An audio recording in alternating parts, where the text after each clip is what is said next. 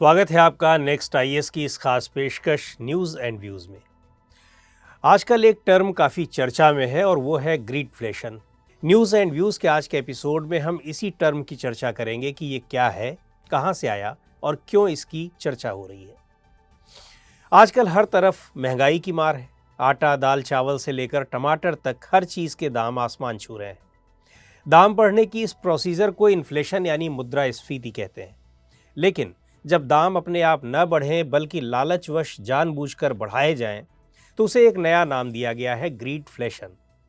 देखते ही देखते ये टर्म इतना पॉपुलर होने लगा है कि यूरोप और अमेरिका में इस बात पर कंसेंसस बनने लगा है कि इन्फ्लेशन की बजाय ग्रीडफ्लेशन लाइवलीहुड की कॉस्ट को और बढ़ा रहा है। पिछले एक साल से दुनिया भर के सेंट्रल बैंक्स अपने अपने यहाँ महंगाई कम करने के लिए इंटरेस्ट रेट्स बढ़ा रहे हैं। इस बढ़ोतरी का असर ये हुआ है कि इकोनॉमीज की रफ्तार स्लो हो गई है। लेकिन बहुत से एक्सपर्ट मानते हैं कि इंटरेस्ट रेट्स बढ़ने के बाद इन्फ्लेशन तो कम हुआ है, पर दाम कम नहीं हो रहे हैं, क्योंकि बड़ी कंपनियां अपना मुनाफा बढ़ाने के लिए दाम जानबूझकर बढ़ा रही हैं। इसे ही ग्रीडफ्लेशन नाम दिया गया है। सवाल उठता है कि कहाँ से आया ये ग्रीडफ्लेशन टर्म। इसकी शुरुआत 2021 में हुई थी, जब अमेरिका के मैसाचुसेट्स विश्वविद्यालय की इकोनॉमिस्ट इसाबेला वेबर ने एक नई थ्योरी दी, जिसे उन्होंने सेलर्स इन्फ्लेशन कहा था, यानी वो इन्फ्लेशन जिसे सेलर्स ने क्रिएट किया। अपने रिसर्च में वेबर ने कॉरपोरेट हाउसेज और बड़ी मल्टीनेशनल कंपनीज के बढ़ते मुनाफे पर चर्चा की। जल्दी ही ये थ्योरी रिसर्च पेपर्स से होते हुए पॉलिटिकल स्पीचेस में पहुंच गई। हालांकि बहुत से इकोनॉमिस्ट इस प्रिंसिपल को कॉन्स्पिरेसी थ्योरी बताते हुए खारिज भी करते हैं, लेकिन 2023 में ये थ्योरी ग्रीडफ्लेशन के रूप में जगह जगह सुनाई और दिखाई देने लगी। अमेरिका के डेमोक्रेट पार्लियामेंट्रियंस ने इस टर्म का खूब इस्तेमाल किया और महंगाई के लिए बड़ी कंपनियों को जिम्मेदार बताया।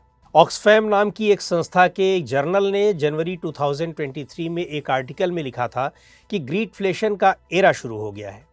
इसमें कहा गया कि पहले कोविड महामारी और फिर यूक्रेन वॉर के कारण पिछले 2 साल में सप्लाई और डिमांड के प्रेशर के कारण कीमतों में बढ़ोतरी तो हुई है, लेकिन ग्रीडफ्लेशन ने भी कीमतों को बढ़ाने में प्रमुख भूमिका निभाई, जिसकी चर्चा अब तक नहीं होती थी।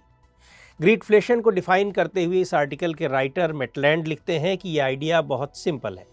जब सप्लाई और डिमांड के दबाव के कारण ग्लोबल लेवल पर चीज़ों के दाम बढ़े, तो कॉरपोरेशंस ने भी अपने दाम बढ़ा दिए, लेकिन उन्होंने कीमतों में वृद्धि सिर्फ अपनी बढ़ी हुई कॉस्ट कम करने के लिए नहीं की, बल्कि उन्होंने वॉर और कोविड के बहाने अपना मार्जिन और मुनाफा बढ़ाया।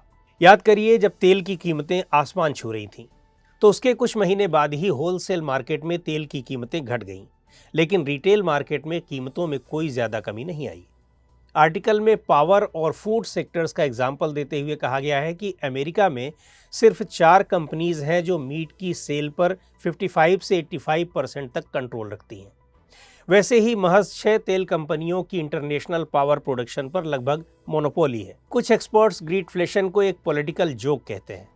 पब्लिक पॉलिसी के एक्सपर्ट डॉक्टर डिकिंस ने एक आर्टिकल में लिखा है कि अमेरिका में जून में इन्फ्लेशन 40 साल के मैक्सिमम लेवल पर यानी 9.1% तक पहुंच गई। तो इसका ग्रीड यानी लालच से कोई ज़्यादा लेना देना नहीं था। डॉक्टर डिकिंस कई कंट्रीज़ के सेंट्रल बैंक्स के लिए एडवाइज़र का काम कर चुके हैं और अभी भी कर रहे हैं। उनका मानना है कि जब सप्लाई कम होती है तो कोई भी इकोनॉमिस्ट ऐसा होने की उम्मीद करेगा। सही माहौल में बाजार तक जाने वाली चीज़ों की क्वांटिटी में छोटा सा बदलाव भी बाजार भाव में बड़े बदलाव की वजह बन सकता है।